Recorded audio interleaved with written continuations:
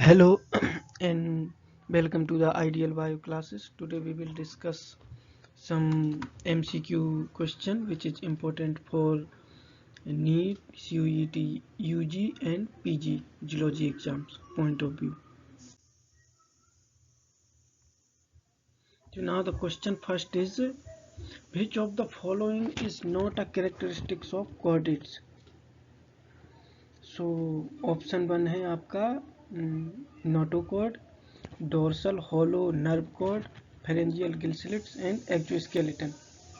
आपको इसमें से सही आंसर बताना है। तो इसका सही आंसर है एक्सोस्केलेटन,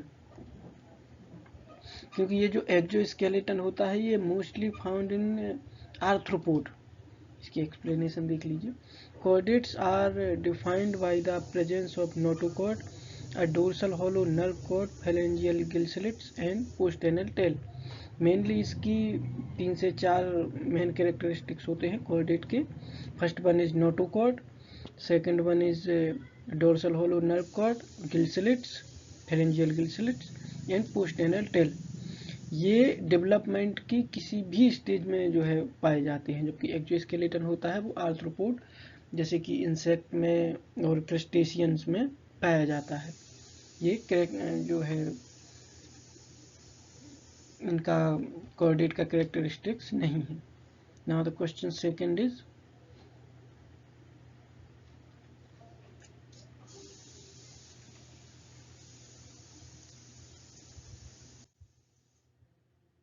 क्वेश्चन सेकंड है आपका, which class of vertebrate is characterized by having 3 chambered heart। इसमें आपके ऑप्शन है एम्फीबिया, रेप्टाइल्स, एविस और मेमेलिया। तो इसमें पूछा गया है 3 चैम्बर्ड होते हैं 2 चैम्बर्ड हार्ट, और रेप्टाइल्स में होते हैं 3 चैम्बर्ड हार्ट, एविस में होता है इसके जो है एविस, और मेमल्स में होते हैं 4 चैम्बर्ड हार्ट। तो amphibians have a 3 chambered heart consisting of 2 atria and 1 ventricle। This allows for some mixing of deoxygenated blood। तो एम्फीबिया में जो हार्ट होता है वो 3 चैम्बर्ड हार्ट होता है, जिसमें कि 2 एट्रिया होते हैं ऑरिकल और 1 वेंट्रिकल ये होते हैं, जिनमें कि ऑक्सीजनेटेड और डीऑक्सीजनेटेड ब्लड इनकी जो है मिक्सिंग होती है।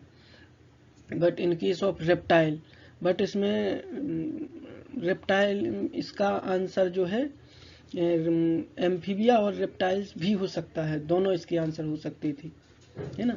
बट रेप्टाइल्स में क्या है, क्रोकोडाइल्स होता है वो उसमें 4 चैम्बर्ड हार्ट रहता है, तो उस वजह से उसका एक एक्सेप्शन है। बट एम्फीबिया में इसके कोई एक्सेप्शन नहीं है, इसलिए मोस्ट एक्यूरेट आंसर इसका एम्फीबिया होगा, जबकि मेमल्सोबाइड में 4 चैम्बर्ड हार्ट होते हैं। Now the question 3 is, which of the following animal is an marsupial। तो मार्सुपियल में आपका kangaroo, platypus, bat and dolphin ये रहे इसके ऑप्शंस। इसका सही आंसर है कंगारू। तो मार्सुपियल्स जो हैं ये एक प्रकार के मैमल्स हैं जो कि ऑस्ट्रेलिया में पाए जाते हैं, है ना।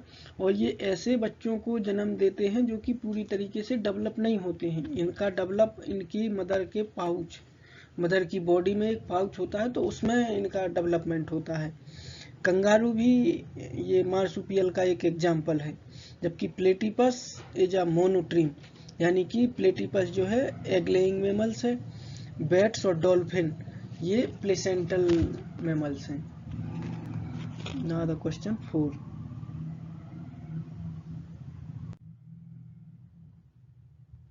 Insect belong to which phylum. तो Mollusca, Annelida, Arthropoda and Echinodermata. जैसा कि आप लोगों को पता होगा इंसेक्ट किस फाइलम से बिलोंग करते हैं, आर्थ्रोपोडा से, है ना। तो insect belong to phylum Arthropoda which is characterized by, Arthropoda के जो अदर कैरेक्टरिस्टिक्स हैं जैसे सेगमेंटेड बॉडी, एक्सोस्केलेटन होता है इनमें, जो कि काइटिन से बना होता है। जॉइंटेड अपेंडेजेस ये भी होते हैं। इस फाइलम में कुछ अरेक्निडा फैमिली भी आती है। अरेक्निडा में आते हैं आपके स्पाइडर और स्कॉर्पियन, यानी कि मकड़ी और बिच्छू, और कुछ क्रस्टेशियन जैसे क्रैब्स और लॉबस्टर ये भी आते हैं। फिफ्थ क्वेश्चन है आपका,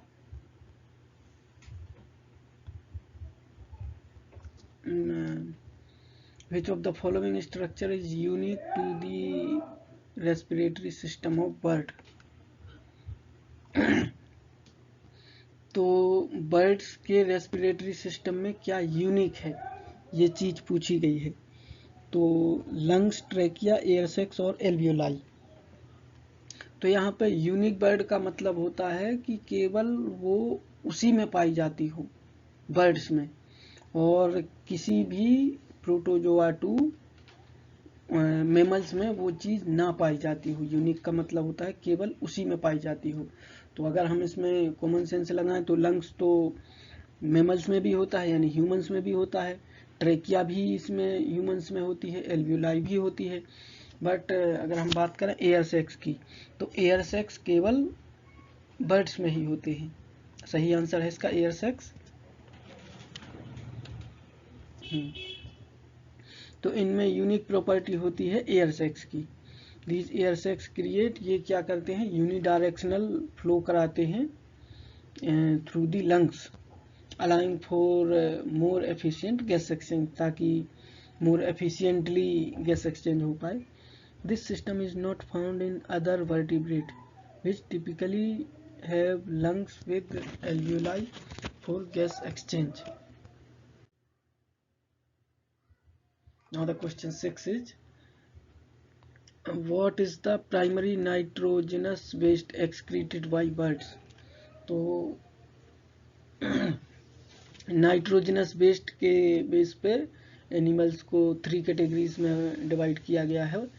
उनमें से फर्स्ट है अमोनोटेलिक, यूरिकोटेलिक एंड यूरियोटेलिक। तो जो ये होते हैं फिश और एम्फीबियंस, ये अमोनोटेलिक होते हैं। ये अमोनिया को एज आ नाइट्रोजनस वेस्ट या एक्सक्रीटरी प्रोडक्ट के रूप में सीक्रेट करते हैं।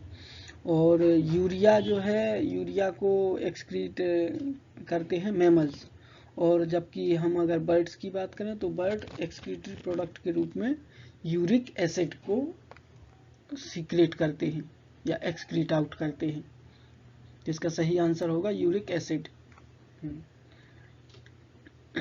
तो बर्ड में प्राइमरी जो है एक्सक्रीटरी प्रोडक्ट होता है वो होता है यूरिक एसिड, जो कि लेस टॉक्सिक होता है और कंजर्व, ये जो है वाटर को कंजर्व करता है। अगर इसकी कंपैरिजन किया जाए अमोनिया और यूरिया, यानी कि जो एम्फीबियंस होते हैं या फिर आपके मैमल्स हो गए, तो ये इनमें नाइट्रोजनस प्रोडक्ट होते हैं अमोनिया और यूरिया। ये जो है वाटर को उतना कंजर्व नहीं करते हैं, उसको संभाल के नहीं रखते हैं। बट ये जो बर्ड्स होते हैं, क्योंकि इनमें बॉडी साइज कम होती है और इन्हें वाटर की अवेलेबिलिटी कम मिलती है, इसलिए बर्ड में ये एडवांटेजियस होता है। Now the question 7। क्वेश्चन 7 है आपका, which of the following is an example of cartilaginous fish? तो कार्टिलेजिनस फिश में आपके गोल्ड फिश, सालमन, शार्क और ट्यूना, ये आपके ऑप्शंस हैं। तो इनमें से सही ऑप्शन होगा शार्क, क्योंकि ये जो बाकी की फिशेस हैं वो जो है fishes mainly divided into 2 categories. First one is cartilaginous fish and another one is bony fishes. तो शार्क है इसका सही आंसर, है ना। कार्टिलेजिनस फिशेस में क्या होते हैं कि जो इनका स्केलेटन सिस्टम होता है वो कार्टिलेज से बना होता है, जो कि बोन से नहीं बना होता है। तो जो कार्टिलेज होता है वो बोन के कंपेरेटिवली थोड़ा सा लूज होता है, जबकि बोन थोड़ी सी हार्ड होती है। शार्क, रेज और स्केटीज ये कार्टिलेजिनस फिशेस के एग्जाम्पल हैं, जबकि गोल्डफिश, सालमन और ट्यूना ये बोनी फिशेस के एग्जाम्पल हैं, जिसमें कॉन्ड्रेक्थीज और ओस्टिकथीज ये दो कैटेगरीज होती हैं।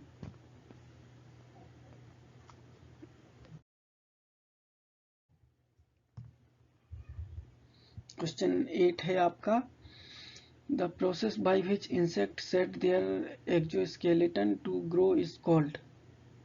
अब जिसमें इंसेक्ट अपने एक्सोस्केलेटन को जो है सेट करते हैं, तो उस प्रोसेस को क्या बोला जाता है। फर्स्ट वन है आपका मेटामॉर्फोसिस, एडाइसिस, फर्टिलाइजेशन एंड रीजनरेशन। तो मेटामॉर्फोसिस क्या होती है। मेटामॉर्फोसिस में वो प्रोसेस होती है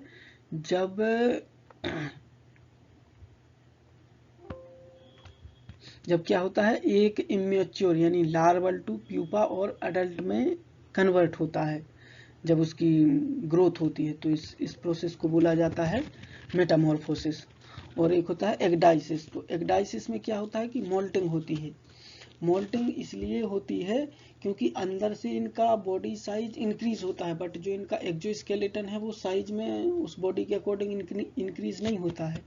तो ये क्या करते हैं, जैसे इनकी अंदर से बॉडी साइज इंक्रीज होती है, तो ये बाहर के एक्सोस्केलेटन होता है उसको जो है उतार देते हैं, ताकि इनकी ग्रोथ होती रहे। ये इसलिए ग्रोथ के लिए नेसेसरी है। जबकि जो मेटामॉर्फोसिस प्रोसेस है वो एक ट्रांसफॉर्मेशन प्रोसेस है, जिसमें कि इमेच्योर लार्वा जो है अडल्ट फॉर्म में कन्वर्ट होता है। फर्टिलाइजेशन जबकि ऐसी प्रोसेस है जिसमें कि एग और स्पर्म आपस में मीट करते हैं और एक जाइगोट का फॉर्म करते हैं। जबकि रीजनरेशन एक ऐसी प्रोसेस है जिसमें कि किसी पर्टिकुलर ऑर्गेनिज्म को अगर 2 पार्ट में डिवाइड किया जाए तो वो फिर से रीग्रो हो जाता है। फिर से उस एक पार्ट को 2 पार्ट में डिवाइड कर दिया तो 2 ऑर्गेनिज्म बन जाएंगे। इस प्रोसेस को बोलते हैं रीजनरेशन।